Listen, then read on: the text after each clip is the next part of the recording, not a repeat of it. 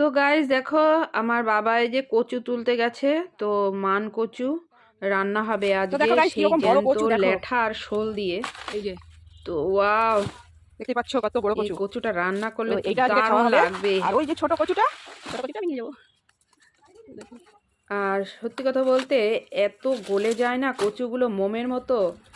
তো মানে কি বলবো, অসাধারণ লাগে। তো দেখো এই কচুটা সবার জন্য রান্না হবে। আর ওই পাশে দেখতে পাচ্ছ ছোট কচুটা আমি নিয়ে যাব বাড়িতে।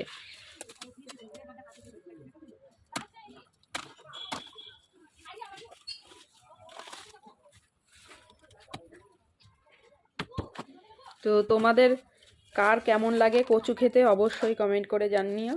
আমার তো দারুণ লাগে, মান কচু মানে দারুণ মানে। আর এই কচুগুলো এত সুন্দর গলে যায় মোমের মতো, মানে খেতে অসাধারণ লাগে। তো চলো, কাটা হয়ে